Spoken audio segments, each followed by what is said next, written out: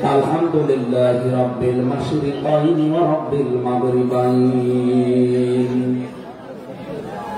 alladzi khalaqa kulla shay'in zawjayn wa awjaba 'alaina al-ihsana bil walidain wa nashhadu an la ilaha illallah wahdahu la syarika lah wa asyhadu anna Muhammadan abduhu wa rasuluhu sayyidul kaunain sallallahu alaihi wa ala alihi wa ashabihi wa atba'ihi ajma'in lailan wa naharan fit tarfain فقد قال الله تعالى في كلامه المجيد وبرهانه التوحيد জবান খুলে পড়েন আউযু বিল্লাহি মিনাশ শাইতানির রাজীম বিসমিল্লাহির রাহমানির রহিম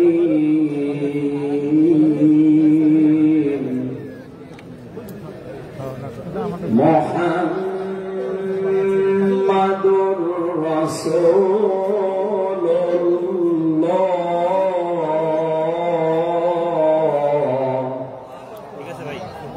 والذين معه أشداء على الكفار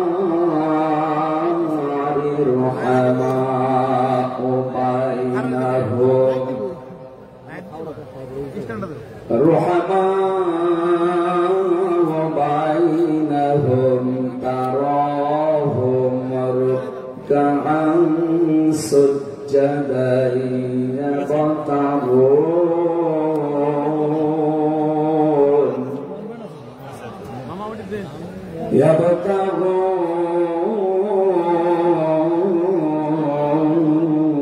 يبتغون فضلا من الله ورضوانا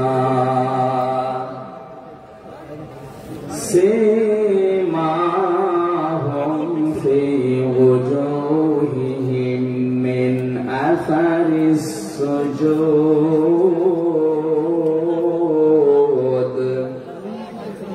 ذلك مثلهم في التوراة ومثلهم في الإنجيل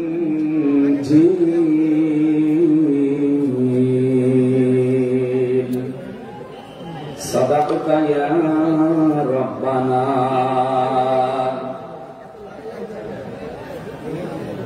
عن أبي هريرة رضي الله تعالى عنه قال قال النبي صلى الله عليه وسلم من أحب لله وأبغض لله وأطاع لله ومنع لله فقد استكمل الإيمان رواه مسلم وما زادهم إلا إيمانا وتسليما اللهم صل على محمد وآله وصحبه وبارك وسلم اللهم صل على محمد وآله وصحبه وبارك وسلم اللهم صل على محمد وآله وصحبه وبارك وسلم আলহামদুলিল্লাহ বাংলাদেশের ঐতিহ্যবাহী জেলা যশোর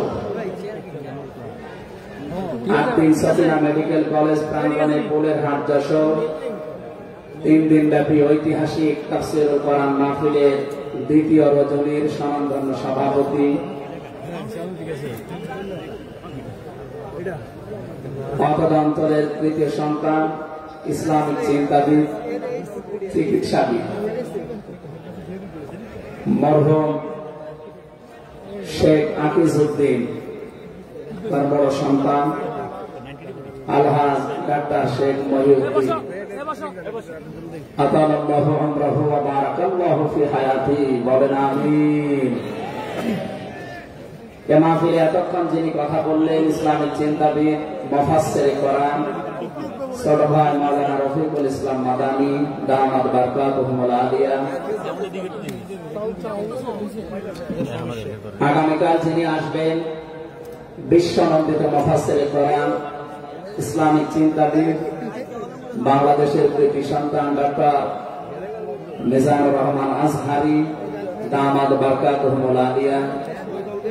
আগামীকাল আসবেন আলেমদের মাথার তাজ, ইসলামিক চিন্তাবিদ, মুফাসসিরে কোরআন জনাব শাইখ আহমদুল্লাহ আতালাল্লাহু আমরাহু ওয়া বারাকাল্লাহু ফি হায়াতি, সকলে বলেন আমিন।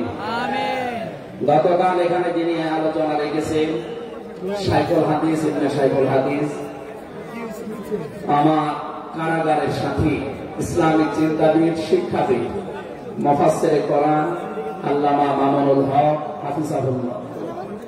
গতকাল আলোচনা রেখেছেন শ্রদ্ধাভাজন বড় ভাই মুফাসসিরে কোরআন আব্দুল হাই মোহাম্মদ সাইফুল্লাহ আতালাল্লাহু আমরাহু ওয়া বারাকাল্লাহু ফি হায়াতি, সকলে বলেন আমিন।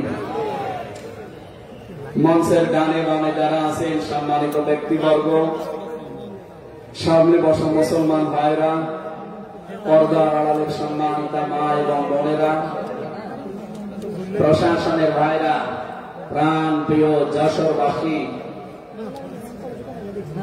আমি প্রথমে দোয়া করছি মহান রব্বুল ইজ্জত ওয়াল জালালের দরবারে মরহুম শেখ আকিজউদ্দিন, তার একজন সন্তান এই দুনিয়া থেকে বিদায় নিয়েছে।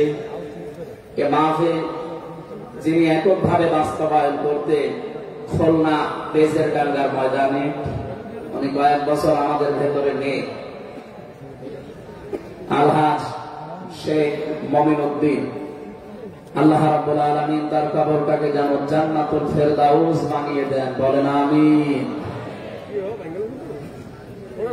দল মত জাতি বর্ণ ধর্ম নির্বিশেষে কোরআনে কারীম শোনার জন্য যারা এই ময়দানে ছুটে এসেছে রাতের বেলা, আমরা যে খুশি প্রকাশ করার জন্য বলছি আলহামদুলিল্লাহ।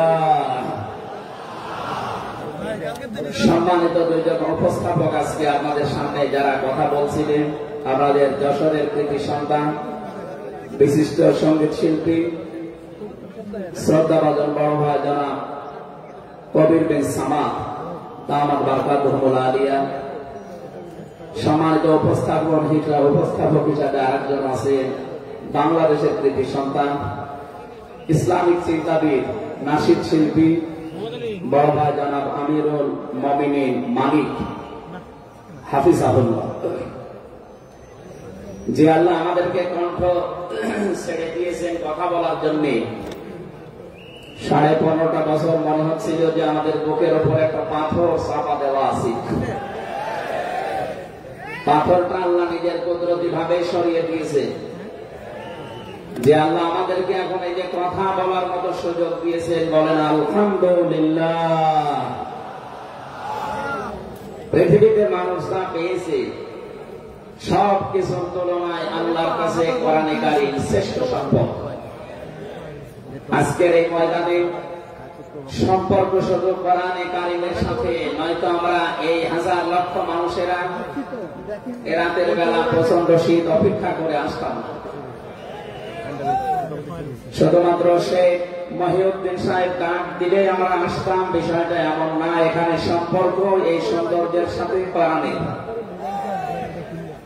এখানে যারা স্বেচ্ছাসেবকের দায়িত্বে আছেন আমি তাদেরকে ওয়েলকাম জানাচ্ছি, ধন্যবাদ জানাচ্ছি। তাদের এই কষ্ট, তাদের এই শ্রম আল্লাহ রাব্বুল আলামিন যেন জান্নাতে যাওয়ার পাতিহ বানিয়ে দেন, বলেন আমিন। কোরআনে কারীমে রাব্বুল আলামিন বলেন, কুল বিফাদলিল্লাহি ওয়া বিরহমাতিহি ফাবিযালিকা ফালইফরাহু হুয়া খায়রুম মিম্মা ইয়াজমাউন, বলেন আল্লাহু আকবার। আল্লাহ পাক বলেন, নবী আপনি বলুন তাম পৃথিবী ঝাঁপে ঝাঁপে আনন্দে আছে, যাকে ইন করে যায় সিদ্ধ করে যা অর্জন করে। আমি আল্লাহর কাছে কোরআনে কারীম শ্রেষ্ঠ সম্পদ। সুতরাং কোরআন যারা পেয়েছে তারা যেন আনন্দ করে। আজকে খুলনা বিভাগের মানুষগুলো, খুলনা বিভাগ সহ বাংলার অন্যান্য বিভাগ থেকেও মানুষের আজকে এসেছে। কোরআনে কারীম সত্যি যারা শোনার জন্য বোঝার জন্য এসেছি, এটা পুরো এখন ইবাদত চলছে। আমরা খুশি, দুনিয়ার সব কিছুর তুলনায় আজকে বলেন আলহামদুলিল্লাহ। প্রিয় শ্রোতা মণ্ডলী, কোরআনের শ্রোতা যারা আমরা এখানে বসে আছি, এর আগে যারা দুনিয়ায় কোরআনে কারীম শুনেছি, কিয়ামত পর্যন্ত যারা শুনবে, কোরআনে কারীমের শ্রোতাকে 3 ভাগে বিভক্ত করে দিয়েছে। এখানে ওই 3 প্রকার মানুষ আছে, কিয়ামত পর্যন্ত তারা থাকবে। প্রথম নাম্বারে কোরআনে কারীম শোনার পরে যারা বাধা দিয়েছিল এই দুনিয়ায়, আল্লাহর কোরআন তাদেরকে ঘোষণা দিয়েছে তারা কাফের।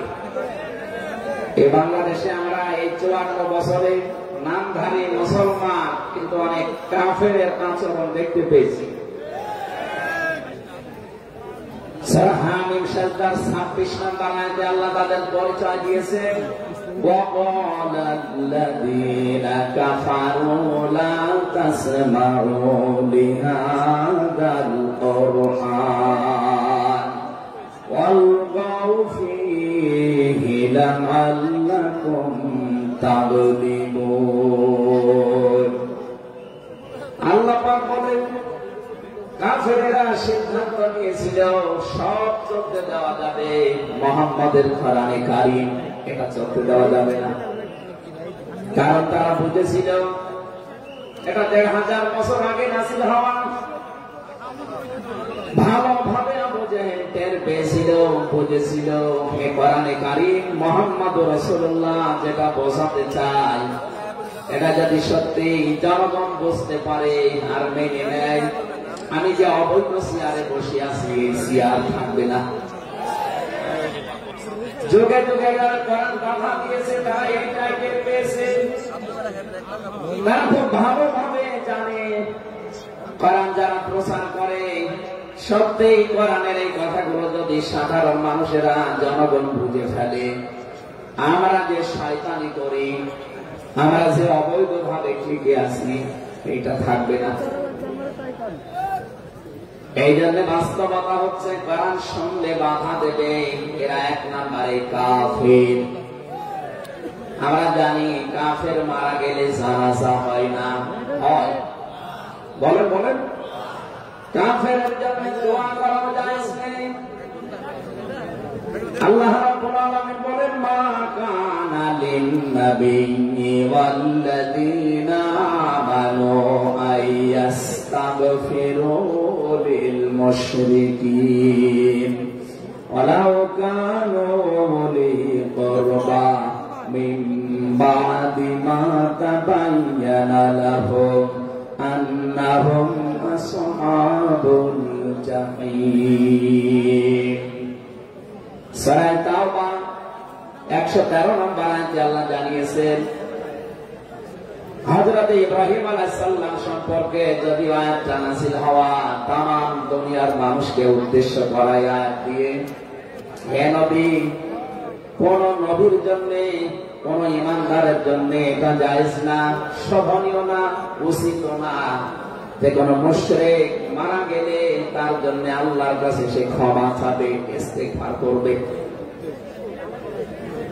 ওয়ালাউ কানু লিকুরবা, আল্লাহ পাক বলেন যদিও এটা নিজের নিকট আত্মীয় হয়, মা তাবায়্যানা লাহুম আন্নাহুম আসহাবুল জাহিম, যার প্রতি এটা প্রমাণ হয়ে গেছে যে লোকটা জাহান্নামে যাবে, যার কাজকর্ম, যার ঈমান, আমল, আকীদা দেখে টের পাওয়া যায়, এইরকম মানুষের জন্য কোন ঈমানদার না কোন নবীর জন্যও দোয়া করা, ইস্তিগফার করা জায়েজ নেই। বলেন নাউযুবিল্লাহ।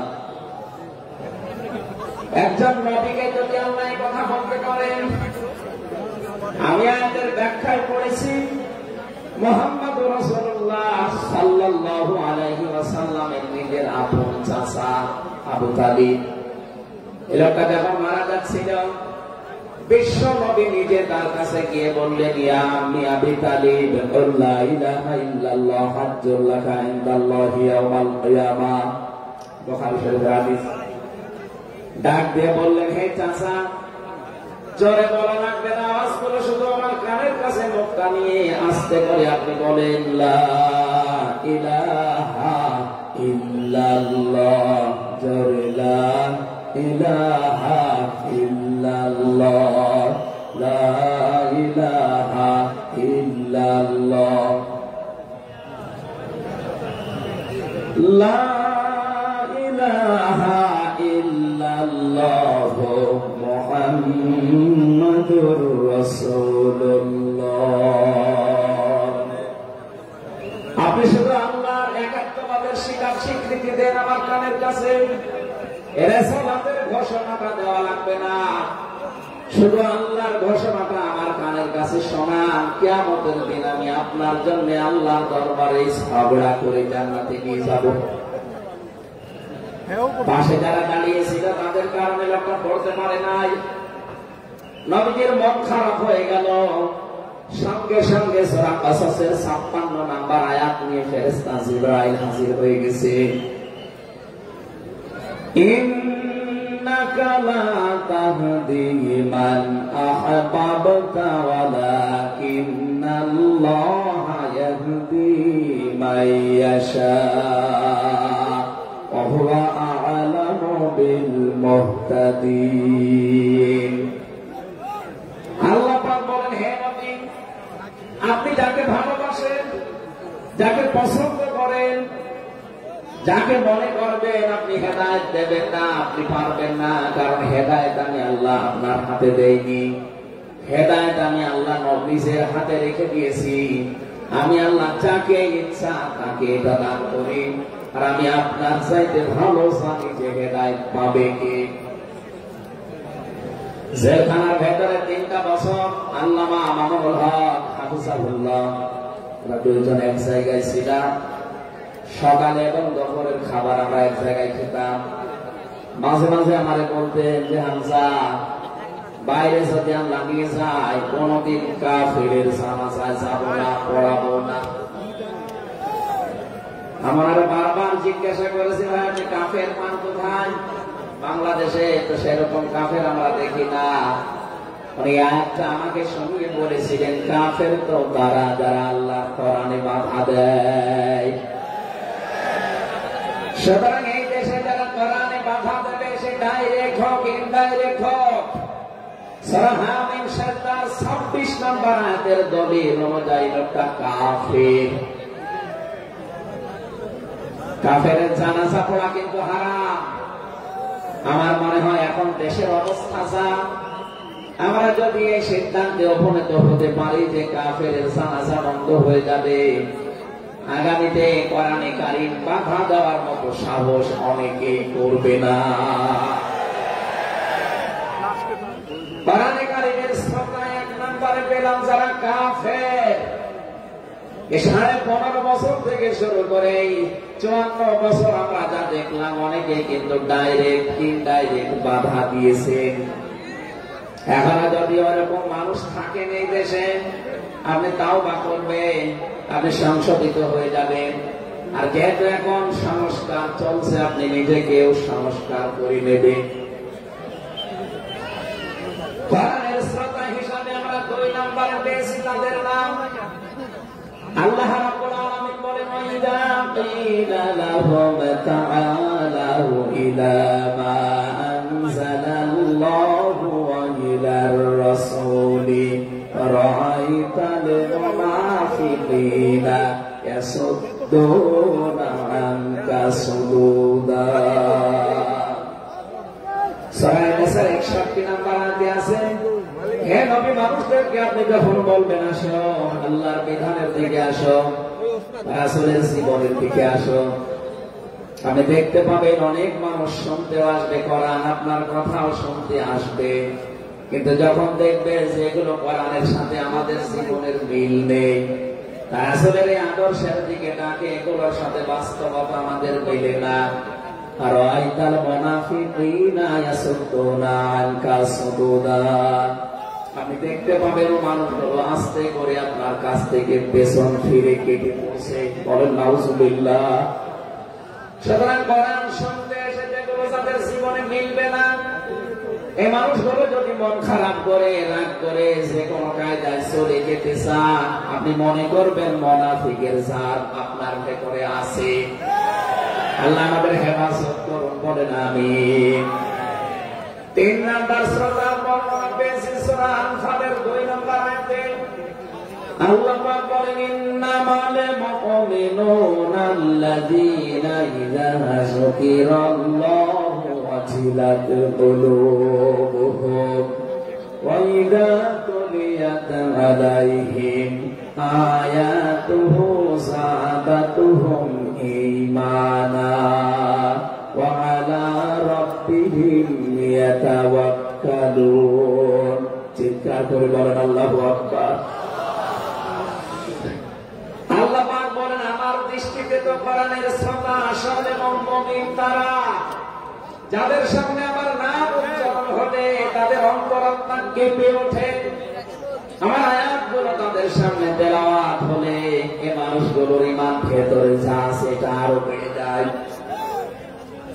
এখানে যাদাতুহুম ঈমানার ব্যাখ্যায় আমি দেখেছি, শরীরের পশমগুলো দেখবেন আপনি হঠাৎ খাড়া হয়ে যাবে, বাম স্তনের 2 আঙ্গুল নিচে একটা গোস্তের টুকরা আছে, ওটা কাঁপবে, কাঁপাকাঁপি করবে, একটা অনির্বাচন শোক আপনি আলাদা অনুভব করবে। এই চিন্তা যদি এখন আমাদের ভেতরে তৈরি হয়, আলা রাব্বিহিম ইয়াতাওয়াক্কালুন, বাড়ি যাওয়ার আগে এই সিদ্ধান্ত নিয়ে যাওয়া যাবে যে আল্লাহ ছাড়া আর কারো উপরে আমরা ভরসা করি না। বলেন সুবহানাল্লাহ। এই 3টা আয়াত দিয়ে আমি বোঝাতে চেয়েছি কাফের কারা, মুনাফিক কারা, আল্লাহর দৃষ্টিতে মুমিন কারা। 3 নাম্বার এই তরিকায় যদি আমরা এই 3টি গুণ অর্জন করতে পারি, আজকে আল্লাহর কথাগুলো শুনলে আপনার ভেতরে কাঁপ ধরবে। 2 নাম্বারে আল্লাহর আয়াত তেলাওয়াত হবে, যখন বুঝতে পারবেন যে কি বলে, ওয়াইদা সামিউ মা উনজিলা ইলার রাসূলি তারা আ'য়ুনাহুম তাফীদু মিনাদ দাম'i মিম্মা আরাফু মিনাল হক ইয়াকুলুনা রাব্বানা আমান্না ফাক্তুবনা মা'আশ শাহিদিন। সূরা মায়েদা 7 নাম্বার পারার 1 নাম্বার পৃষ্ঠার 1 নাম্বার লাইনের 83 নাম্বার আয়াতে আছে। তাফসীরে ফি জিলালিল কোরআন থেকে শোনাচ্ছি। রব্বুল আলামিন বলেন, নবী আপনি যখন আমাদের সামনে পড়বেন, আমার এই আয়াতগুলো যখন ওরা মন দিয়ে শুনবে, অনুধাবন করতে পারবে, উপলব্ধি করার যোগ্যতা যাদের আছে, আপনি দেখবেন ওদের চোখ দিয়ে মনের অজান্তে পানি পড়ছে। এখানে অ্যাক্টিভ হন আরো, কারণ কোরআন শোনার 2টা নিয়ম আল্লাহ দিয়েছেন। ফাসতামিউ লাহু ওয়া আনসিতু, শুধু শোনা না, তাহলে সামিয়া দিতেন। আল্লাহ ফাসতামিউ দিয়েছেন, এজন্য মনোযোগ সহকারে শুনতে হবে। আজকের তেলাওয়াতকৃত আয়াত থেকে আমরা তাফসীর আকারে কথা বলবো ইনশাআল্লাহ। 2 নম্বরে চুপ থাকা লাগবে। আমি এখনো অনেককে দেখতে পাচ্ছি এদিকে ওদিকে তাকাচ্ছেন, গল্প করছেন। আশা করছি কোরআনে বর্ণিত আল্লাহর এই 2টা নির্দেশ আপনি মেনে নেবেন। 1 নম্বরে চুপ থাকবেন, 2 নম্বরে মনোযোগ সহকারে শুনবেন। লাআল্লাকুম তুরহামুন, আশা করা যায় আল্লাহর রহমত এখানে নাযিল হবে। আল্লাহ আমাদেরকে আয়াতটা মেনে চলার তৌফিক দেন, বলেন আমিন। এখানে কোরআনের আলোচনা শুনলে সবার চোখে পানি আসবে না। যারা এটা উপলব্ধি করতে পারবে, অনুধাবন করতে পারবে, আপনি দেখবেন তাদের মনের অজান্তেই কখন যেন চোখ দিয়ে পানি গড়িয়ে পড়ছে, তারা নিজেরাও টের পাবে না। আল্লাহ যেন এই 3 নাম্বার এই প্রকার শ্রোতা হিসাবে আমাদের কবুল করেন, বলেন আমিন। দরুদ আর সালাম পাঠ করছে আমাদের নবী মুহাম্মদুর রাসূলুল্লাহ সাল্লাল্লাহু আলাইহি ওয়াসাল্লামের প্রতি, যার প্রতি কোরআনে কারীম আল্লাহ নাযিল করেছে। সেই কোরআনকে যদি আপনি জিজ্ঞাসা করেন, হে কোরআন, যার উপরে নাযিল হলে তার সম্পর্কে তোমার ভেতরে কোনো কিছু আছে, কোন পরিচয়? আল্লাহ রাব্বুল আলামিনের কোরআন আমাদেরকে শোনাচ্ছেন, وَإِذْ قَالَ رَبُّكَ قَالَ عِيسَى ابْنُ مَرْيَمَ إِنِّي رَسُولُ اللَّهِ إِلَيْكُمْ مُصَدِّقًا لِمَا بَيْنَ يَدَيَّ مِنَ التَّوْرَاةِ। আয়াতের শেষের দিকে আল্লাহ ইসমুহু আহমদ এই শব্দ দিয়ে জানিয়েছেন হযরত ঈসা আলাইহিস সালাম তিনি জানিয়ে গিয়েছেন এই পৃথিবীতে আমার পরে একজন নবী আসবেন যার নাম হবে আহমদ। আমাদের নবীর পরিচয় আল্লাহ কোরআনে কারীম যিনি নাযিল করলেন তার উপরে, তার ভেতরে তার নামটা আল্লাহ সংরক্ষণ করে দিয়েছেন। প্রশ্ন আসতে পারে, এক একজনের বহু নাম আমরা দেখি, হে কোরআন তোমার ভেতরে কি মুহাম্মদুর রাসূলুল্লাহ সাল্লাল্লাহু আলাইহি ওয়াসাল্লাম এই নাম তোমার ভেতরে আল্লাহ কি তার সম্পর্কে দিয়েছেন নাকি? আমরা যে তেলাওয়াত করেছি সূরা ফাতিহা, এই সূরা থেকে যে আজকে আলোচনা করব, এই সূরার প্রথম আয়াতে আমার আল্লাহ আমার নবীর নামকে উল্লেখ করে জানিয়েছেন। এটা 29 নম্বর আয়াত, মুহাম্মাদুর রাসূলুল্লাহ। সূরা ফাতিহার 29 নম্বর আয়াতটা আমরা পড়েছি 4 ভাগের 1 ভাগ। এই আয়াত থেকে আমরা আজকের আলোচনার বিষয় সাজিয়েছি। আমার আজকের বিষয়বস্তু, আমরা মুহাম্মদুর রাসূলুল্লাহর উম্মত হতে চাই। সত্যি যদি আল্লাহর দৃষ্টিতে বিশ্বনবী মুহাম্মদুর রাসূলুল্লাহর উম্মত আমরা হতে চাই, মাস্ট বি তেলাওয়াতকৃত আয়াতের এই বর্ণিত গুণগুলো আমাদের এখন থেকে অর্জন আরম্ভ করা লাগবে। আমি সহ যারা এসেছি অবশ্যই আল্লাহ এই গুণগুলো এখন থেকে যেন পালন করার তৌফিক আমাদেরকে দান করেন, আমিন। সূরার নাম সূরা ফাতিহা, ফাতাহ মানে বিজয়। এই সূরার প্রথম আয়াতের ভেতরে এই শব্দটা আছে, এখান থেকে নামকরণ করা হয়েছে। আল্লাহ রাব্বুল আলামিন বলেন, ইন্না ফাতাহনা লাকা ফাতহান মুবিনা।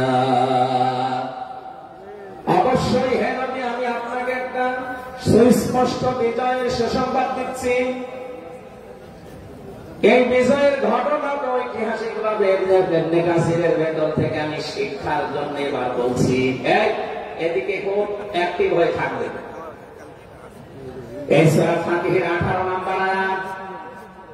আমার যতটুকু পড়াশোনা আছে, আমার যতটুকু লেখাপড়ার স্টাডি আছে, এই আয়াতটা এখন বাংলাদেশে সবচাইতে বেশি প্রয়োজন।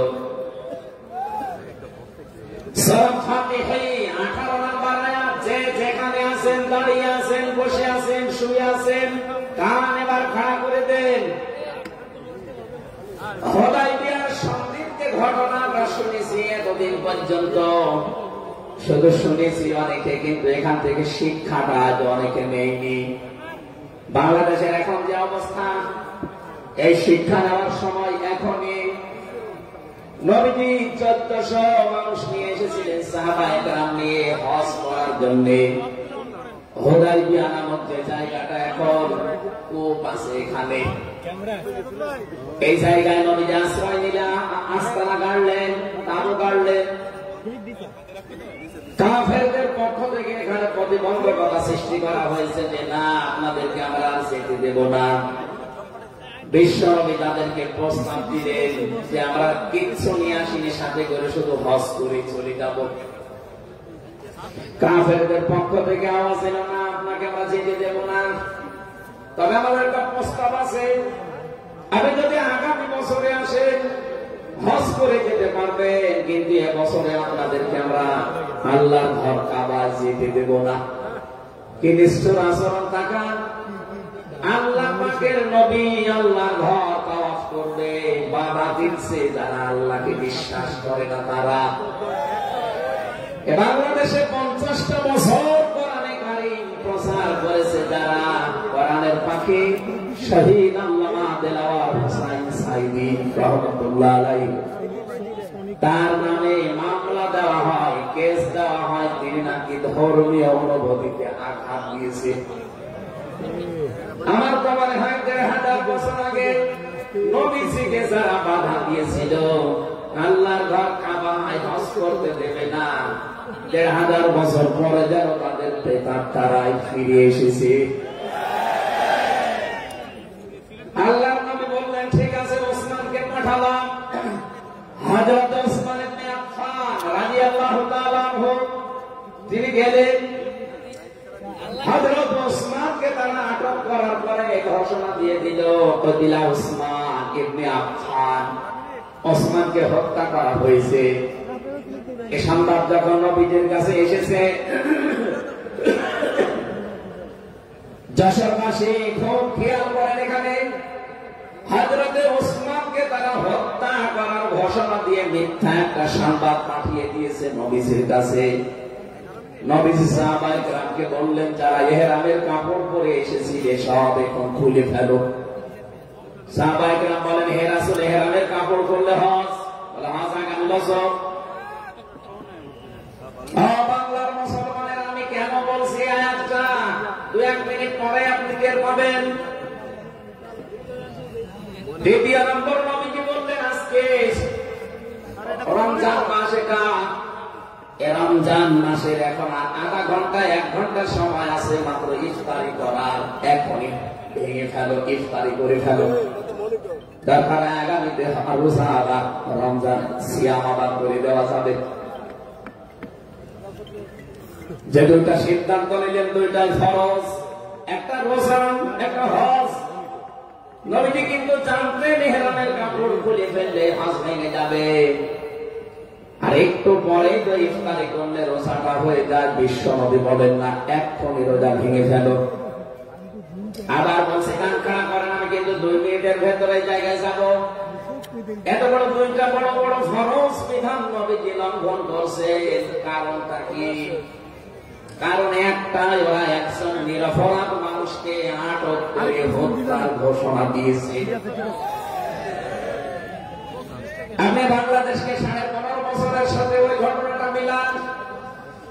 একটা নিরপরাধ মানুষ, মাত্র একজন, তাকে আটক করে হত্যার ঘোষণা দেওয়ার কারণে যদি নবী মুহাম্মদ রাসূলুল্লাহ হজ ছেড়ে দিতে পারেন, রোজা ছেড়ে দিতে পারেন, তিনি ওই বাবলা গাছের নিচে হাত দিলেন। সাহাবায়ে কেরামকে বললেন, আমার হাতের উপরে সবাই হাত লাগাও, আমি আজকে তোমাদেরকে বায়াত গ্রহণ করাবো, শপথ নেব তোমাদের কাছে। ১৩৯৯ জন নবীর সাথে আছেন, আর হযরত ওসমানকে যেহেতু তারা আটক করেছে, এই ১৩৯৯ জন সবাই নবীর হাতের উপরে একটার পরে হাত দিতে আছে। বিশ্ব নবী ডাক দিয়ে বলেন, সাহাবীরা, জিবরাইল এই মাত্র সূরা ফাতিহা এই সূরা 18 নম্বর আয়াতটা আমাকে তেলাওয়াত করে শুনিয়ে গেল। জিবরাইল এসেছিল, তোমরা কেউ দেখতে পাওনি। জিবরাইল আয়াতটা শুনিয়েছে, লাকাদ রাদিয়াল্লাহু আনিল মুমিনিনা ইয ইউবাইউনাকা তাহতাশ শাজারাতি ফালিমা মা ফি কুলুবিহিম ফানজালাস সাকিনাতা আলাইহিম ওয়া আসাবাহুম ফাতহান করিবা। খুব খেয়াল করেন, সেই সময় পর্যন্ত আমি চলে এসেছি।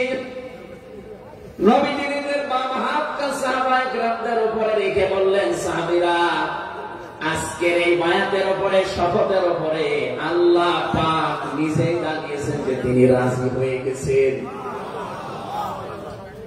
আয়াতটা শুরু করার আগে আল্লাহ দুইটা তাকিদ দিয়েছেন, লাম এবং কদ। লাকাদ রাদিয়াল্লাহু আনিল মুমিনিন। আল্লাহ পাক বলেন, আমি নিজে মুমিনদের উপরে অবশ্যই অবশ্যই রাজি হয়ে গেছি। রাজি হব না, হয়ে গেছি। তাহতা শাজারাতি, এই গাছের নিচে আপনার হাতের উপরে যারা হাত আজকে শপথ বাক্য পাঠ করছে যে ওসমান হত্যার বদলা না নিয়ে কেউ মদিনায় ফেরত যাবে না। আমি আল্লাহ তাদের মনের খবর সেহেতু জানি। ফাআলিমা মা ফি কুলুবিহিম, তারা যে শপথ নিচ্ছে এটা কিন্তু লোক দেখানোর জন্য না, এটা মন থেকে। ফানসালাস সাকিনাতা আলাইহিম, তাদের উপরে আমি আল্লাহ প্রশান্তি নাযিল হয়ে গেছে অলরেডি। ওয়া আযাবাহুম ফাতাহান করিবা, তাদেরকে আমি আসন্ন একটা বিজয়ের সুসংবাদ দিচ্ছি।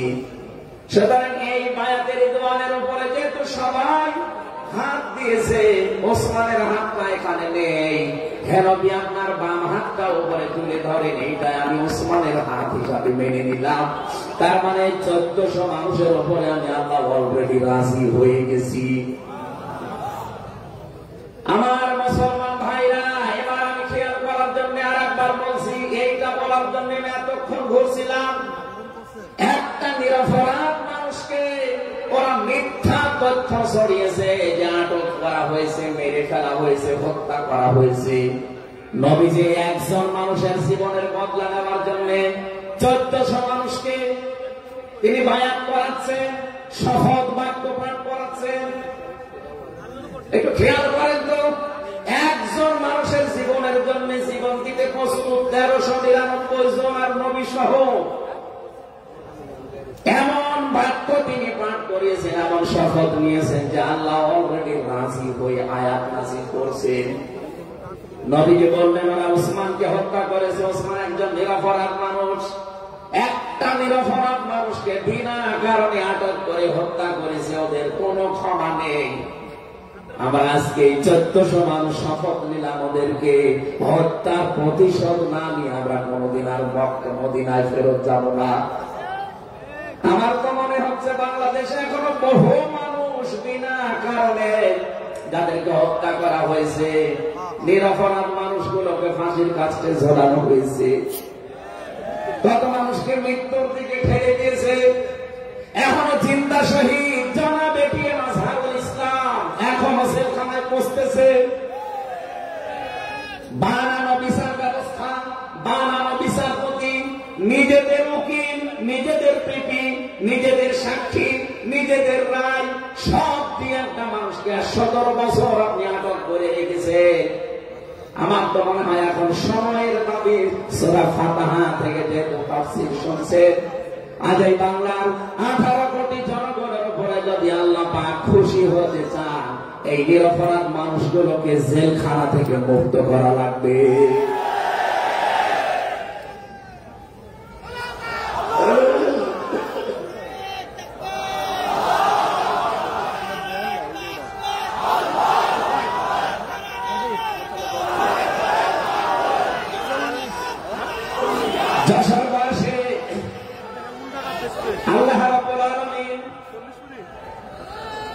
এখানে কয়েকটা বিষয় আমাদেরকে উপহার দিতে পেয়েছেন সে সংবাদের মাধ্যমে। 1 নম্বরে আল্লাহ বলেন আমি রাজি হয়ে যাব। 2 নম্বরে তাদের মনের মূল কথাগুলো যেহেতু আমি জানি, সুতরাং যারা নারায়ে তাকবীর আল্লাহু আকবার স্লোগান দিয়ে এই মাজলুম মানুষটার পক্ষে অবস্থান নেবেন, আমার তো মনে হচ্ছে ফানসালাস সাকিনাতা আলাইহিম, আল্লাহ পাক তার রহমত এখন এই দেশের উপরে নাযিল করবে। 2 নম্বরে ওয়াসাবাহুম ফাতাহান করিবা, একেবারে সুপ্রসন্ন নিকটবর্তী একটা নিকটবর্তী বিজয় আমাদেরকে আল্লাহ এই মাজলুম মানুষটার পক্ষে দাঁড়ানোর কারণে দেবে। আমি আজকে একজন জেলখানা মানুষের সাথে কথা বলছিলাম, তিনিও প্রায় 3.5-4 বছর ছেলে ছিলেন। তিনি জানাচ্ছিলেন যে হামজা ভাই, আসলে আমরা যারা ছেলে ছিলাম তারা ছাড়া এটা বোঝানো সম্ভব না। বহু মানুষ বিনা অপরাধে, বিশেষ করে 15.5 বছরে তো হবে, বিনা কারণে বিনা অপরাধে কিচ্ছু জানে না, বছরের পর বছর জেলে বসতেছে।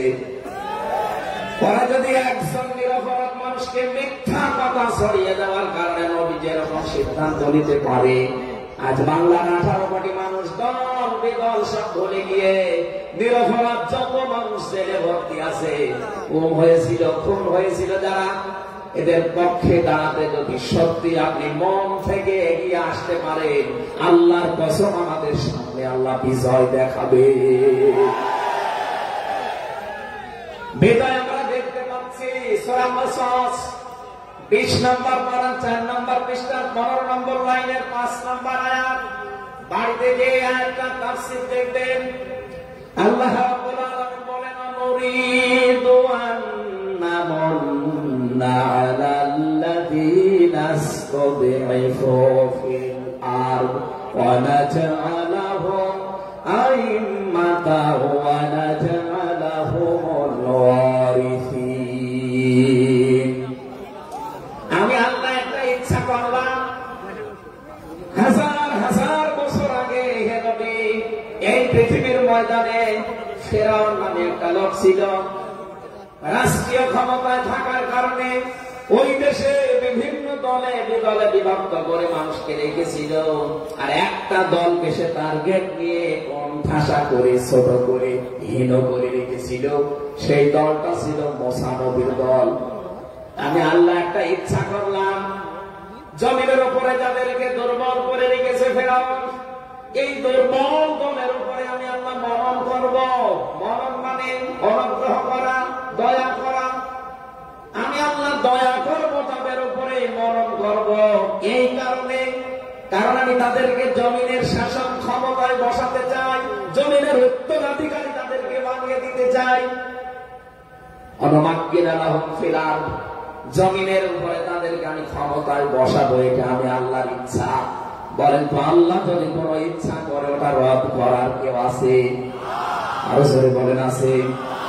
সুতরাং এই আয়াত দিয়ে আমি যেহেতু 100% আয়াতটা বিশ্বাস করি, হাজার হাজার বছর আগে ফেরাউনের এই জীবনের সাথে, কাহিনীর সাথে, তাফসীরের সাথে আমি বাংলাদেশে আয়াতটা মিলিয়েছি। দেখতে পেয়েছি 2024 সালের 5 আগস্টের পরে একটা দলের সাথে আয়াতটা মিলে যাচ্ছে। আপনি যাই মনে করেন এইটাই বাস্তব। 54.5 বছরে ভুয়া তুলে, ভুয়া চেতনার নাম দিয়ে যাদেরকে কণ্ঠাসা করে রেখেছিলেন জনগণের কাছ থেকে, আল্লাহ যেন হঠাৎ করে মানুষের মনের ভেতরে তাদের প্রতি পরিবর্তন এনে দিয়েছে। আল্লাহ পাক জানায় মানুষগুলোকে একটা মরণ করেছেন, একটা দয়া দেখিয়েছেন। জমিনের ইমাম তাদেরকে যেন আল্লাহ দিনের পর দিন বানিয়ে দিচ্ছে।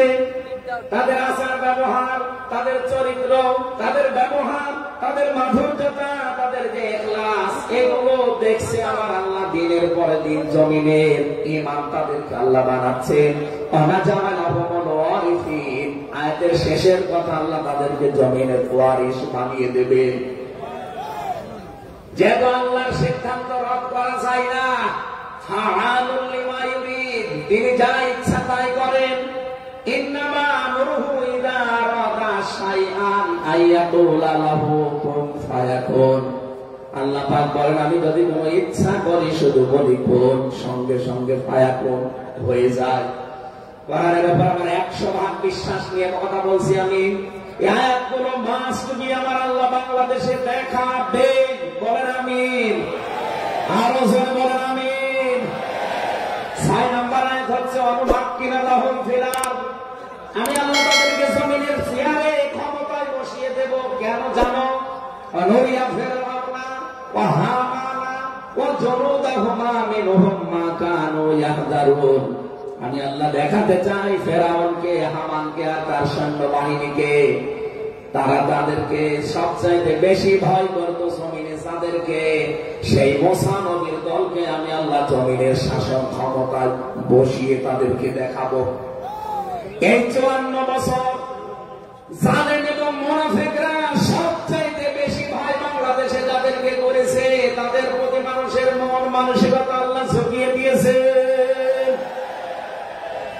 এই জন্য কোরআনের আয়াতের উপরে বিশ্বাস করে বলছি, এই বাংলাদেশে যারা নিরপরাধ মানুষ আছে তাদেরকে যদি 5 তারিখের পরে বিভিন্ন আন্দোলনের কারণে, মানবিকতার কারণে ছেড়ে দেওয়া হয়, বিশেষ করে ম্যাডাম খালেদা জিয়াকে আপনি ছেড়ে দিয়েছেন।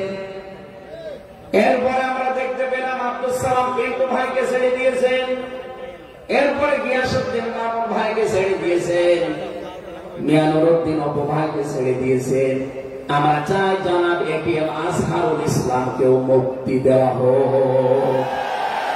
এরা বিপক্ষে আছেন কারা দেখে? লিল্লাহু তাকবীর।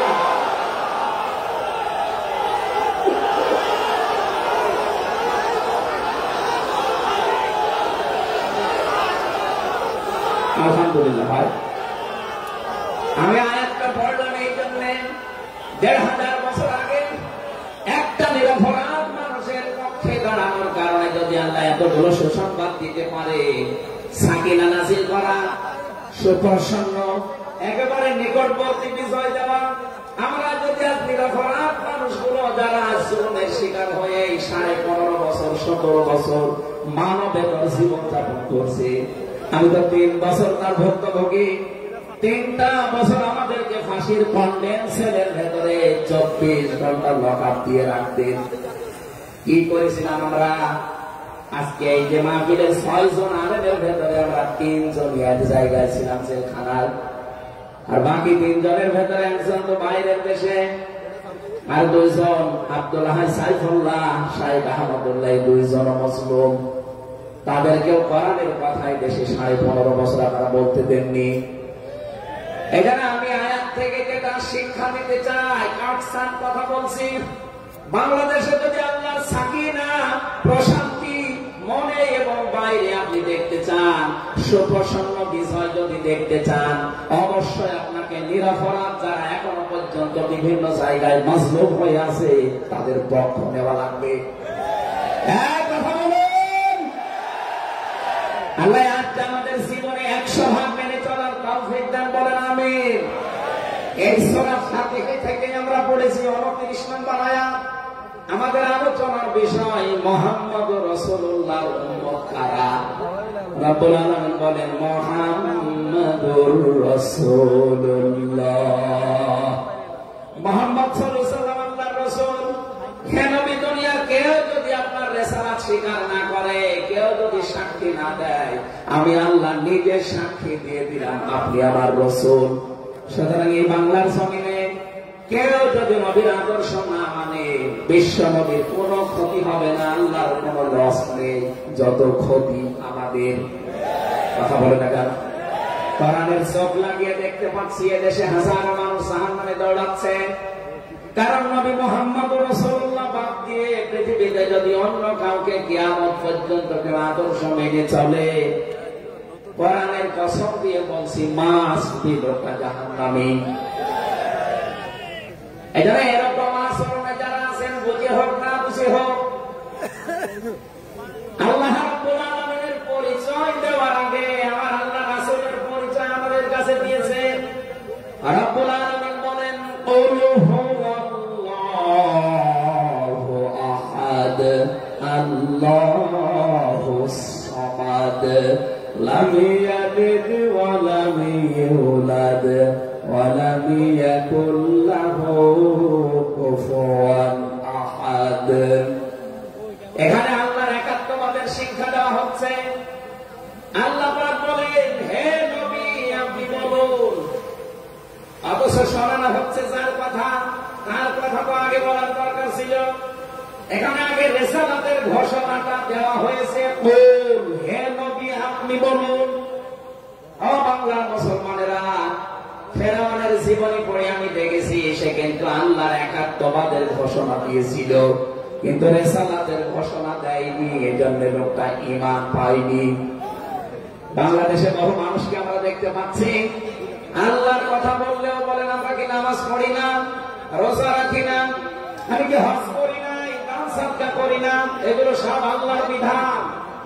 এগুলোর পাশাপাশি আল্লাহ প্রেরিত পুরুষ যিনি আমাদের এই জামানায়, আল্লাহ প্রেরিত পুরুষ যিনি কিয়ামত পর্যন্ত, তার নাম মুহাম্মাদুর রাসূলুল্লাহ। জ্ঞানী মানুষ যারা বসে আছেন এক কথায় তারা বুঝবেন আমি জানি। আজ বিশ্ব নবীর আদর্শ বাদ দিয়ে আপনি কার আদর্শ মানেন? আপনার বিবেকের কাছে প্রশ্ন করে, এটা রাজনীতি মনে করে কেউ যদি চলে যান আপনার কপালে আগুন লাগবে, আপনারও মরণ হবে ফেরাউনের মতো। ও আল্লাহকে মেনেছিল কিন্তু রেসালাত মানে নাই। এদেশে আছে অনেকে আল্লাহর কথা বললে নামাজ পড়ে, রোজা রাখে, হজ করে আসে, দান সাদকা করে। আরে ভাই এগুলো সবই আল্লাহর বিধান। আপনি আল্লাহকে মানেন কিন্তু তার প্রেরিত পুরুষ এই জামানায় যিনি কিয়ামত পর্যন্ত তার নাম মুহাম্মাদুর আবার সরে বলেন মুহাম্মাদুর রাসূলুল্লাহ। এতক্ষণ পর্যন্ত যা বললাম আমি আশা করছি আপনি বুঝেছেন। বিশ্ব নবী বাদ দিয়ে অন্য কারো আদর্শ জমিনে মানা যাবে না। মানলে আপনি বুঝে মানেন, আর না বুঝে মানেন আপনি জাহান্নামী। এখন যদি মুসা আলাইহিস সালাম আসে দুনিয়ায়, যদি ঈসা নবী এখন আসে, আর আমরা কেউ যদি আল্লাহর নবী মুহাম্মদ রাসূলুল্লাহকে বাদ দিয়ে ঈসা নবী মুসা নবীকে মেনে চলি, নিশ্চয় আপনি জাহান্নামী। এটা রেকর্ড হচ্ছে, সারা দুনিয়ায় যাবে। সূরা আলে ইমরানের ৮০ নম্বর আয়াত। অন্য ধর্মে যারা আছেন ইহুদি খ্রিস্টান আহলে কিতাব যারা দাবি করেন, এমনকি এই মুশরিকদের ভেতরে যারা, বৌদ্ধদের ভেতরে যারা অমুসলিম, তাদেরকে বলছি আপনারা ভুল পথে আছেন। আপনারা তাদেরকে নবী না বলে চলেন, যিশু বলেন, ঈসা আলাইহিস সালামকে, মুসা আলাইহিস সালামকে আপনারা যোসেফ বলে রাখেন। আপনাদের সমস্ত নবীগুলো তাওরাতে ইনজিলে অলরেডি ঘোষণা দিয়ে গেছে যে আমাদের পরে একজন শেষ নবী আসবে, তার নাম মুহাম্মাদুর রাসূলুল্লাহ বা আহমদ। তাকে যদি তোমরা জীবদ্দশায় পেয়ে যাও, পৃথিবীর সব কিছু ছেড়ে দিয়ে তার আদর্শটা গ্রহণ করবা, নয়তো পথভ্রান্ত হয়ে পথভ্রষ্ট হয়ে জাহান্নামে যাওয়া লাগবে। যাকে মেনে চলার দাবি করেন সেই যিশু, সেই যোসেফ, হযরত ঈসা নবী, হযরত মুসা নবী, তারাই যেহেতু ঘোষণা তাওরাতে ইনজিলে দিয়ে দিয়েছে। হয়তো আপনাদের পুরোহিত যারা, ধর্মগুরু যারা, ঠাকুর যারা আপনাদেরকে শোনায় না। এই সত্য বিধান আপনি ইনজিলে পড়ে, আমার শেষের শব্দ ছিল ফিত তাওরাতি ওয়াল ইনজিল। এই দুইটা কিতাব আপনারা পড়ে দেখবেন, এখানে আমাদের নবী, শেষ নবীর বর্ণনা আছে ৯০৩ জায়গায়। বলেন আল্লাহু আকবার। আল্লাহ পাক প্রথম শব্দে জানাতে চেয়েছেন, হে নবী, কেউ যদি আপনাকে স্বীকার না করে, কেউ না মানে, আমি আল্লাহ নিজে ঘোষণা দিলাম, ওয়াল্লাযীনা মা'আহু আশিদ্দাউ আলাল কুফফার। আপনার সঙ্গে সাথে যারা হবে, আপনার সাথে যারা থাকবে, আপনার উম্মত বলে যারা কিয়ামত পর্যন্ত দাবি করবে, তাদের ভেতরে এই গুণগুলো মাস্ট বি পাওয়া যাবে। যশোরবাসী, এবার আপনাদের জন্য আপনি মিলান পেয়ে একটা নিজের জীবনে আছে কিনা? ওয়াল্লাযীনা, আর যারা মা'আহু, আপনার সঙ্গে থাকবে, আশিদ্দাউ আলাল কুফফার, তারা কাফেরদের প্রতি বজ্রকণ্ঠ হবে। কালকে মাওলানা মোহাম্মদ হক, আমি ছিলাম কালকে চট্টগ্রামের ফেনীতে, তো লাইভ দেখেছি। উনি কিন্তু শেষের দিকে এটা জানিয়েছেন, ওঠো, বজ্রমুঠি করো, ঘোষণা দাও। কথা বলেন, কথা বলেন না কেন? ওনার এইটা সামারাইজ, আশিদ্দাউ আলাল কুফফার, কাফেরদের প্রতি কঠোর হওয়া লাগবে। সেই সময় এখন অলরেডি চলছে। প্রতিবেশী নামে আমাদের যারা আছে, যেহেতু প্রতিবেশী পাল্টানো যায় না, এই জন্য আমরা বেশি কিছু বলছি না। আমরা আশা করবো যে প্রতিবেশীর চরিত্র পাল্টাবে। নবীজি প্রতিবেশী সম্পর্কে এত বেশি কথা জানিয়েছেন, মাঝে মাঝে বলতেন, জিবরাইল, প্রতিবেশী সম্পর্কে যত কথা তুমি বলো, মনে হয় যে আমার জমি জায়গার ভাগ দেওয়া লাগবে।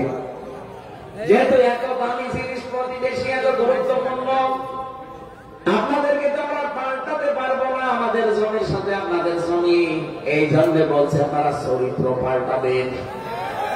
আপনি মাইক্রোসফট, ভয়েস অফ আমেরিকা, এগুলো সব খ্রিস্টানরা, ইহুদিরা চালায়। তারা তামাম দুনিয়ার ২৫৭টা রাষ্ট্রে কিন্তু অলরেডি জানিয়ে দিয়েছে, বিশ্বে সবচাইতে বেশি মিথ্যা কথা বলা হয় ভারতে। পৃথিবীর ২৫৭টা রাষ্ট্রের ভেতরে সবচাইতে বেশি সংখ্যালঘুরা নিরাপত্তার সহিত বাস করে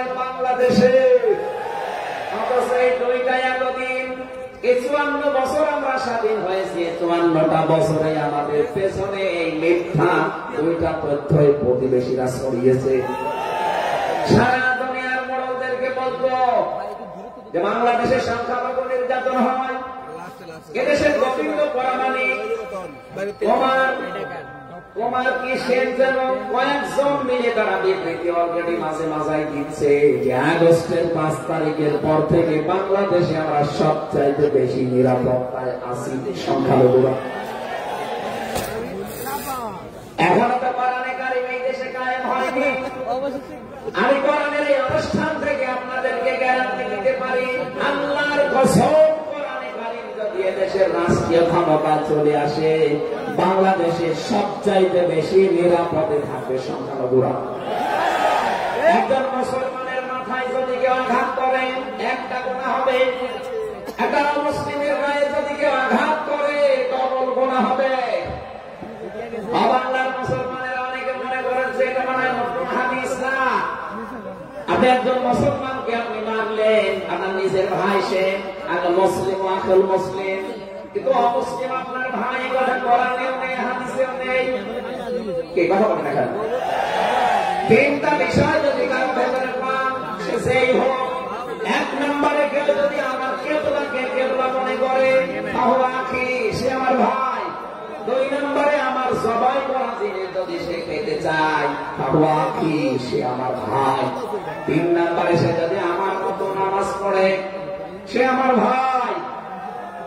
সুতরাং এই 3টা বিষয় সামনে রেখে আমরা এই দেশে যারা আছি, মতের হয়তো মিল নেই, দলের হয়তো নামের মিল নেই, কিন্তু এই 3টা বিষয় যারা মানবেন, আমার মতো নামাজ পড়বেন, আমার কাবাকে কাবা মনে করবেন, আমার জবাইকে তো বেস্ত আপনিও খাবেন, এতে যেই হোক এই দেশে আমরা সবাই তাকে ভাই ভাই ভাই মনে করি। কথা বলেন ঠিক কিনা? এই 3টার বাইরে যারা আছেন তারা তো আর আমার ভাই না। তাদের সম্পর্কে কি? তারা আমার এই দেশের আমানত।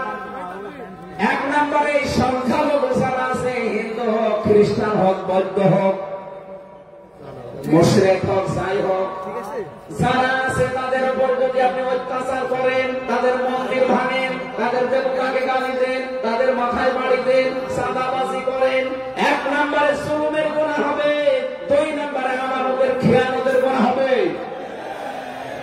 এই যে আমরা সাবধান থাকি। আগস্টের 5 তারিখের পরে আমরা অনেকের চরিত্র একটু ওলটপালট দেখতে পাচ্ছি। আশা করছি আপনি থামবেন, নয়তো কিন্তু বদনাম হয়ে যাচ্ছে। আপনি গোয়েন্দা বিভাগের খোঁজ রাখেন, তারা কিন্তু সব নকদর করে রেখেছে, কে কি করছে এটা সব তারা দেখছে। এই জন্য আমরা এমন কোন আচরণ না করি আপনার নিজের ভুলের কারণে নিজের পায়ে আবার কুলার লেগে যায়। তারা সব দেখতে পাচ্ছে। 4.5 মাসে কারা মানবতার জন্য কাজ করে, কারা দেশের জন্য কাজ করে, কারা এই 2780 জন মানুষ হাসপাতালের বেডে কামড়াচ্ছে, এদের কাছে কারা গেছে সব খোঁজ তাদের কাছে আছে।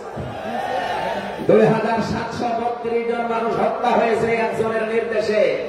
এতগুলো শহীদ পরিবারের পাশে কারা কারা দাঁড়াচ্ছে সব তাদের কিন্তু ডকুমেন্ট আছে। এই জন্য আপনি মনে করছেন আমি ডুবে ডুবে জল খাবো, ঘোলা পানিতে মাছ শিকার করবো, কেউ কিছু টের পাবে না, কখনো না। সব তাদের আয়ত্তের ভেতরে আছে। এই জন্য এমন কাজ করা দরকার আমাদের। আগামীতে যারা শুধু ওই 14 দল বাদ দিয়ে আমরা যারা মাসলুম আছে, এই মানুষগুলো যেন রাষ্ট্রের দায়িত্ব পায়, আর কোরআন আর হাদিস দিয়ে বাংলাদেশের 56,000 বর্গ মাইল চলে। তারা কারা দিয়েছেন দেখেন।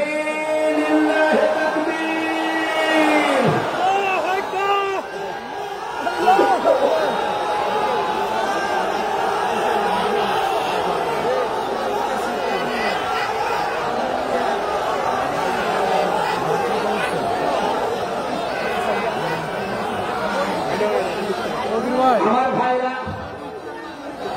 এবার আমি মূল কথা যাচ্ছি। মুহাম্মদ রাসূলুল্লাহর উম্মত হতে হলে আমাদেরকে বজ্রমুষ্টি হওয়া লাগবে, ঐক্যবদ্ধ হওয়া লাগবে। যারা নবীর উম্মত, কাফের যারা, তাদের বিরুদ্ধে। আমি কাফেরের পরিচয় সে প্রথমে দিয়েছি, যে মানুষগুলো কোরআনে কারিমে বাধা দেয়, কোরআনের শিক্ষায়, কোরআনের প্রচারে, কোরআনের প্রসারে, কোরআন কায়েমে যারাই বাংলাদেশে বাধা দেবে, তার কাফের, এদের বিরুদ্ধে কঠোর হওয়া লাগবে আপনাকে। আমি আমার বসার জন্য বলছি, নাম হয়তো আপনার আল্লাহর নাম আপনি নিয়েছেন আব্দুল আলিম, আব্দুল খালিদ, কিন্তু আপনার কাজ যদি কোরআন প্রচারে বাধা দেওয়া হয়, ডাইরেক্ট ইনডাইরেক্ট, অবশ্যই আপনি বুঝতে পেরেছেন আমি কি বলছি। আপনি কিন্তু আর সাধারণ মানুষ নেই, আপনি মুনাফিকও নেই, আপনি মুসলমানও নেই, আপনি কাফের হয়ে গেছেন। আল্লাহ আমাদের হেফাজত করুন, বলেন আমিন। কাফেরদের যত অনুষ্ঠান আছে সেখানে আপনাকে কে বলেছে ধর্ম যার যার উৎসব সবার, এটা কুফরি কথা। ধর্ম যার যার উৎসব দরকার।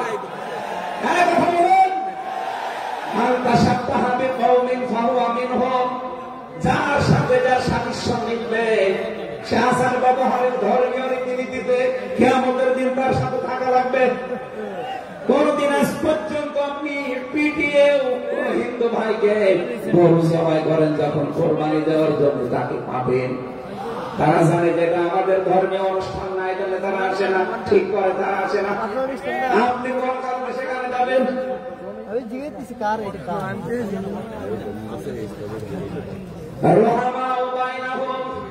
দ্বিতীয় নম্বরে আমরা পেয়েছি নিজেদের ভেতরে মহব্বত, ভালোবাসা, সম্প্রীতি, মায়া মমতা, এটা নিজেদের ভেতরে বাড়ানো লাগবে।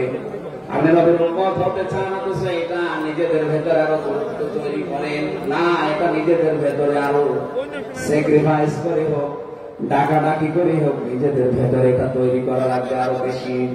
তার অহমরুকান সচ্চাদা, হে নবী আপনার উম্মত যারা আপনার সাথে যারা আছে তাদেরকে দেখতে পাবেন আল্লাহর সন্তুষ্টি এবং অনুগ্রহ তালাশ করার জন্য।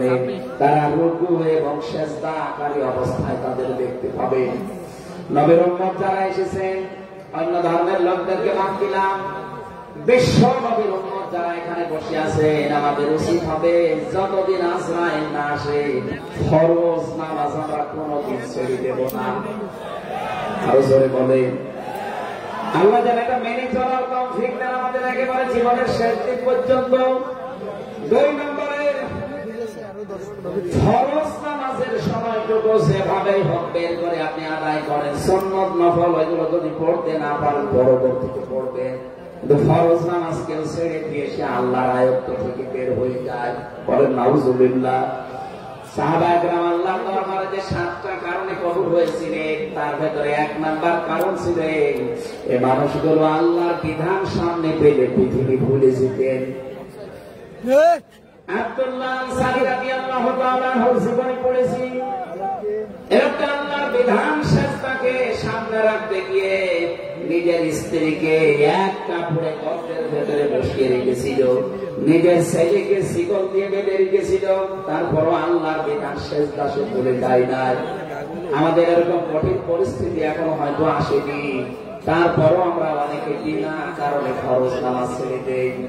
আমি নামাজের কথা মুসলমানদের কাছে সচরাচর বলতে চাই না, কারণ একজন মুসলমান আর একজন কাফেরের ভেতরে পার্থক্য নামাজ। নামাজ যদি কেউ না পড়ে সে মুসলমান ফাঁকি করে। সুতরাং আযান হওয়ার পরে মুসলমান যাবে মসজিদে নামাজ আদায় করতে, মানুষ টের পাবে যে মুসলমান। রিজালুল্লাহ তুলহিহিম তিজারাতু ওয়ালা বাইউন আন যিকরিল্লাহ ইলা আখির আয়াত। মুসলমান ব্যবসায়ী যারা তাদের পর্যায়ে বানিয়েছেন, আল্লাহ রাব্বুল আলামিন বলেন এই পৃথিবীর ময়দানে যারা মুসলমান ব্যবসায়ী আযান হওয়ার সঙ্গে সঙ্গে ব্যবসা প্রতিষ্ঠান বন্ধ করে দিয়ে তারা সেজদায় দৌড়াবে।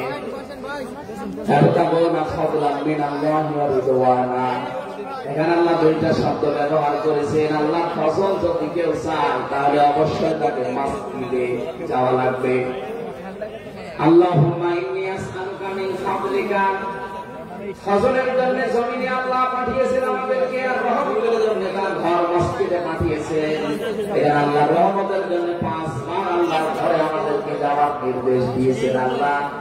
আর যদি ফজল অনুগ্রহ পেতে চাই রিজিক, এগুলোর জন্য জমিন, এই জমিন আল্লাহ আমাদেরকে হালাল রুজি উপার্জন করার যে ব্যবস্থা, এরকম ময়দান যেন তৈরি করে দেন। বলেন আমিন। সীমাহুম ফি উজুহিহিম মিন আথারিস সুজুদ। আল্লাহ বলেন এদের চিহ্নগুলো, সেজদা চিহ্নগুলো এদের চেহারার বিভিন্ন জায়গায় ফুটে উঠবে। কিয়ামতের ময়দানে এই চিহ্ন দেখে দেখে নবী সুপারিশ করে করে জান্নাতে নিয়ে যাবে। হয় কপালে, নাই নাকে, নাই হাতে, যে সমস্ত জায়গায় সেজদা দেওয়ার জন্য আপনি জমিনে লাগিয়েছিলেন এই জায়গাগুলো কিয়ামতে সংরক্ষিত থাকবে। আল্লাহ আমাদের প্রত্যেককে এই 5টি গুণ অর্জন করার মাধ্যমে বিশ্ব নবীর খাঁটি উম্মত হওয়ার তৌফিক দিন। আমিন, আল্লাহুম্মা আমিন। লা ইলাহা ইল্লা আনতা সুবহানাক ইন্নী কুনতু মিনাজ জালিমিন। রব্বানা যালামনা আনফুসানা ওয়া ইল্লাম তাগফির লানা ওয়া তারহামনা লানাকুনান্না মিনাল খাসিরিন। যেখানে যারা দাঁড়িয়ে আছেন মোনাজাতটা বসে করেন, যদি সব সুযোগ থাকে মোনাজাত হচ্ছে আল্লাহর কাছে, বসে করেন মোনাজাতটা। যেখানে যারা দাঁড়িয়ে আছেন বসেন, বসেন, প্রত্যেকেই বসেন, মাথা নিচে করেন, চক্ষু বন্ধ করেন, নিজের জীবনের অপরাধ গুলো স্মরণ করেন মনে মনে। আমরা আশা করবো আজকে যতগুলো অপরাধ স্মরণ হবে তার ইজ্জতে আল্লাহ অপরাধ গুলো সব মাফ করে দিয়ে ওই জায়গাটা নেকি দিয়ে পাল্টিয়ে দেবে ইনশাআল্লাহ। রব্বানা যালামনা আনফুসানা ওয়া ইল্লাম তাগফির লানা ওয়া তারহামনা লানাকুনান্না মিনাল খাসিরিন। রব্বুল আলামিন যশোর কোলেরহাট আব্দুল সাকিনা মেডিকেল কলেজ প্রাঙ্গণে 3 দিন ব্যাপী ঐতিহাসিক তাফসীরুল কোরআন মাহফিলের দ্বিতীয় রজনীতে রাত 11টা বেজে গেছে। সেই জোহরের পর থেকে গভীর রজনী পর্যন্ত যারা কোরআনে কারীম শোনার জন্য চাতক পাখির মতো বসে আছে, আল্লাহ মনের ভেতরে যার যে কামনা বাসনা আছে মেহেরবানি করে পুরা করে দাও। এই বিশাল আয়োজনের দিকে তুমি একটু তাকাও। আল্লাহ মনে হচ্ছে তারা জান্নাত সাজিয়েছে, তোমার হাবিব জানিয়েছে কোরআনের পেছনে যারা টাকা পয়সা খরচ করবে কিয়ামতে ওই অর্থের হিসাব তোমার কাছে দেওয়া লাগবে না। আজকের এই বিশাল ময়দান সাজাতে গিয়ে যারা টাকা পয়সা খরচ করেছে আকিস ফাউন্ডেশন, আকিস গ্রুপের যে ভাইগুলো, এদের এই টাকাগুলো কোরআনের ইজ্জতে কোরআনের প্রচারের জন্য কবুল করে নাও। সব যদি তুমি দিয়ে থাকো খুশি হয়ে আল্লাহ তাআলা যা বলতে চেয়েছি আমার ইমান থেকে আমি হক কথাগুলো বলার চেষ্টা চালিয়েছি। সওয়াব যদি অক্ষরে অক্ষরে 10টা করে নেকি হয়ে যায়, সওয়াবগুলো তুমি আমাদের নবীর রওজায় পৌঁছিয়ে দাও। দুনিয়ার মাটির নিচে যারা ঈমান নিয়ে ঘুমিয়ে আছে এদেরকে ক্ষমা করে দাও। বিশেষ করে আমাদের মা বাবা যাদের নেই, যারা মাথা নিচে করে চক্ষু বন্ধ করে চোখের পানি ফেলে দিয়েছে মার বাবার জন্য, এই মুহূর্তে মা বাবাকে কবরে জান্নাতুল ফেরদাউস দিয়ে দাও। মরহুম শেখ আকিসউদ্দিন তার স্ত্রীরা যারা কবরে ঘুমিয়ে আছে, তার সন্তান মরহুম শেখ মমিনুদ্দিন ভাই সহ প্রত্যেকের কবরগুলো তুমি জান্নাতুল ফেরদাউস বানিয়ে দাও। এলাকায় মাটির নিচে যত মানুষ কবরে আছে আল্লাহ হাজার হাজার মাটি বুকের উপরে নিয়ে তাদের বুককে তুমি হালকা করে দাও, কবরগুলো জান্নাতের সাথে সংযোগ বানিয়ে দাও। বাস্তবায়নে যারা শ্রম দিয়েছে সেইভাবে এগিয়ে এসেছে আল্লাহ স্বেচ্ছাসেবক ভাইদেরকে, বিশেষ করে প্রশাসনের যে ভাইগুলো এসেছে নিজেদের বাবা মা ভাই বোন আত্মীয় স্বজন স্ত্রী পুত্র ছেড়ে যারা বাংলার বিভিন্ন প্রান্তে দায়িত্ব পালন করছে, আজকের বিশাল আয়োজন যারা পাহারা দিচ্ছে, এদের এই পুরা দায়িত্বটা আল্লাহ তুমি ইবাদত হিসাবে কবুল করে নাও। সম্মানিত মা বোনেরা পর্দার আড়ালে বসে আছে, খাদিজার মতো আয়েশার মতো তাদেরকে বানিয়ে দাও। এদেরকে তুমি নেককার সন্তান দান করো আল্লাহ। আগামীর বাংলাদেশ তুমি মেহেরবানি করে কোরআনের হাতে তুলে দাও। চর্ম চোখে যেন দেখতে পারি এ দেশটা ৫৬,০০০ বর্গমাইল তোমার কালাম দিয়ে চলছে। আল্লাহ তাআলা আমি নিজে অসুস্থ, যত মানুষ আমার সাথে অসুস্থতা হাত তুলেছে শেফায়ে কামেলা আজরা নসিব করো। আমার মা বাবার জন্য দোয়া করছি, আল্লাহ আমার মা বাবাকে মাফ করে দাও। রব্বির হামহুমা কামা রাব্বায়ানি সাগীরা। আল্লাহ তাআলা আমার স্ত্রী সন্তান যেগুলো দিয়েছো সহি সালামতে রাখো। যে যে আশা নিয়ে ভরসা নিয়ে আমরা হাত তুলেছি, জীবনের সাইজ আশাগুলো আজকে তুমি পূরণ করে দাও রব্বুল আলামিন। এই আত্মিক প্রতিষ্ঠানটাকে কিয়ামত পর্যন্ত কায়েম রাখো। যারা এখানে কাজকর্ম করে এদের জীবনে বরকত দাও। আগামীতে এই অনুষ্ঠানটা কোরআনের জন্য আরো বিশাল আকারে কবুল করে নাও।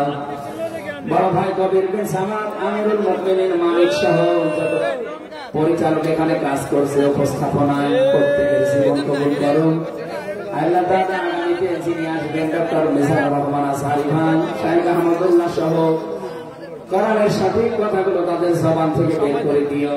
তোমার বান্দা বান্দীদের আশা ছাড়া কালকে আরো আসান করে দিও আল্লাহ। বারাকাল্লাহু লানা ওয়া লাকুম ফিল কোরআনিল আযীম। মরণ আসলেই যেন পড়তে পারি লা ইলাহা ইল্লাল্লাহু মুহাম্মাদুর রাসূলুল্লাহ। আমার লিখিত বই পাওয়া যাচ্ছে, আমার কারাগারে লিখিত এবং বাইরে লিখিত। এখানে বইয়ের স্টল দেওয়া আছে।